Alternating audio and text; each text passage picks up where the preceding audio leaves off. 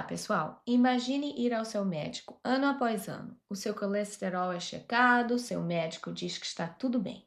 Seu LDL está normal, então você assume que o seu coração está saudável. Até que um dia você tem um infarto. Isso acontece muito mais frequentemente do que a maioria das pessoas imagina. Na verdade, cerca de metade das pessoas que têm um infarto recebem a informação de que o LDL delas estava normal. Mas aqui está o que ninguém explica. Esse número muitas vezes é medido depois do infarto. E durante um infarto, o seu corpo entra em um estado inflamatório intenso. Ele literalmente puxa o colesterol LDL para fora da corrente sanguínea. Então, o valor que você vê no hospital pode estar mais baixo do que o seu nível real habitual. Ou seja, esse não é um número que causou o problema. Então, quando você ouve metade dos pacientes com infarto tem LDL normal, entenda isso. Esse número pode ser enganoso, porque a doença cardiovascular não acontece de um dia para o outro. Ela se desenvolve silenciosamente ao longo de anos de exposição. E aqui vai algo ainda mais importante. LDL normal nem sempre significa ideal. As diretrizes mais recentes aqui nos Estados Unidos e na Europa são muito claras. Se você tem maior risco, o seu LDL deve estar abaixo de 70.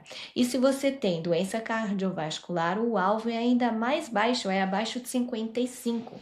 Então a pergunta real, gente, não é qual era o LDL no dia do infarto. A pergunta real é como estava o LDL, mais importante, a apolipoproteína B ao longo dos últimos 10, 20 ou 30 anos. Porque é isso que realmente leva à formação de placas.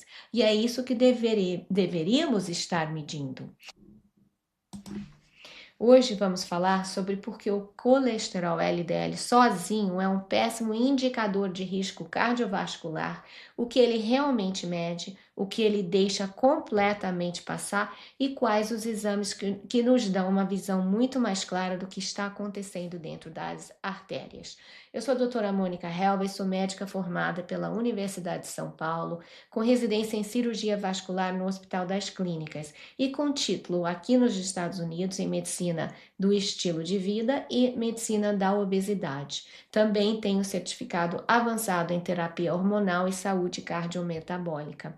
O meu objetivo é simples, trazer a verdade sobre a menopausa para que você entenda seus riscos e para que possamos prevenir doenças em vez de apenas reagir depois. Vamos começar pelo que realmente é o LDL. LDL significa lipoproteína de baixa densidade. Às vezes ele é chamado de colesterol ruim, mas isso é uma descrição muito simples. O LDL é, na verdade, uma partícula de transporte. A função dele é levar colesterol pela corrente sanguínea até os tecidos do corpo.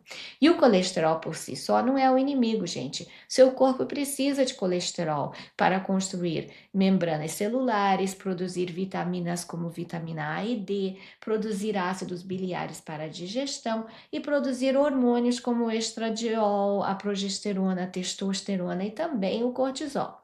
Na verdade, cerca de 75 a 80% do colesterol no seu corpo é produzido no fígado. Apenas uma pequena parte vem da alimentação. Então, o colesterol não é inerentemente perigoso. O problema real é como ele é transportado e como essas partículas interagem na parede das artérias. Agora vem o ponto-chave que a maioria das pessoas não sabe. Quando o seu médico mede o LDL em um exame de rotina, ele não está medindo o número de partículas de LDL, ele está medindo a quantidade de colesterol dentro dessas partículas. E essa é uma diferença crítica, porque duas pessoas podem ter exatamente o mesmo LDL, mas uma pode ter o dobro do número de partículas circulando. E isso importa, porque cada partícula tem a capacidade de entrar na parede da artéria e iniciar a formação de placa. Então, o número de partículas é muito mais importante do que a quantidade de colesterol que elas carregam. Imagine então dois pacientes.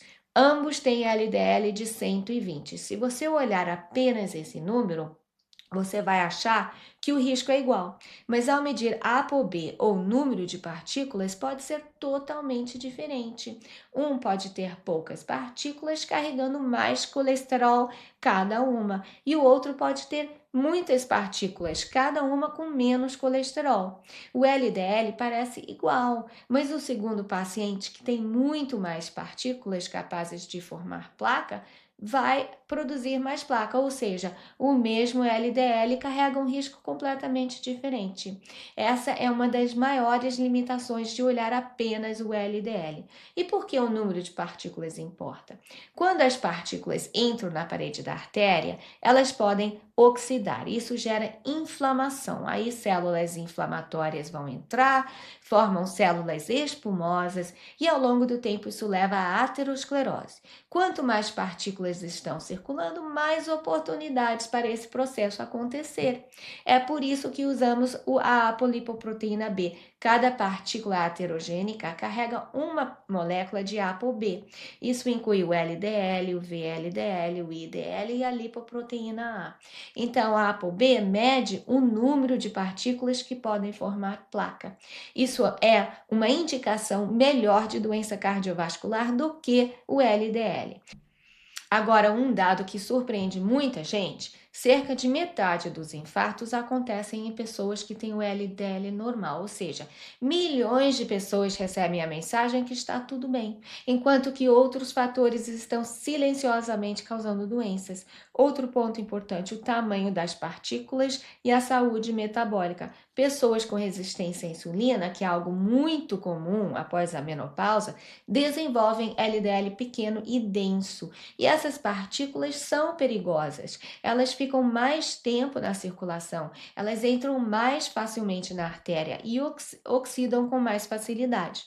Isso é comum em quem tem resistência à insulina, gordura visceral, síndrome metabólica, diabetes tipo 2. Por isso, olhar só o LDL não mostra o quadro completo. Outros marcadores são fundamentais: ApoB, número de partículas, a lipoproteína A, risco genético aumentado. E a proteína C reativa de alta sensibilidade também denota inflamação. A aterosclerose é essencialmente uma doença inflamatória. Mesmo com colesterol normal, a inflamação pode acelerar a formação de placa. Agora, por que isso é ainda mais importante na menopausa? Antes da menopausa, o estradiol protege o sistema cardiovascular. Ele melhora o metabolismo lipídico, a sensibilidade à insulina, a função dos vasos e reduz a inflamação. Quando o estrogênio cai na menopausa, nós vemos aumento de partículas de LDL, aumento da gordura visceral, piora da resistência à insulina, aumento da pressão arterial, aumento da inflamação. Muitas mulheres acham que o colesterol subiu porque elas ficaram mais velhas, mas não é só isso não. O estradiol regula o fígado. Quando ele cai, o fígado produz mais partículas de ApoB. Isso aumenta o risco cardiovascular.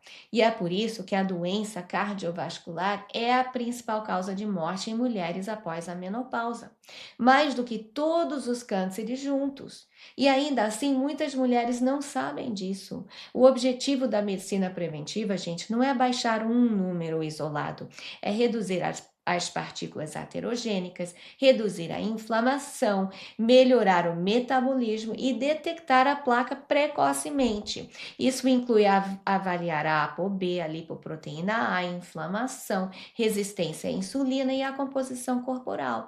E também alguns exames de imagem, como o score de cálcio coronariano. Quanto mais cedo identificamos o risco, mais cedo podemos agir. E é assim que prevenimos doença. Obrigada e até a próxima.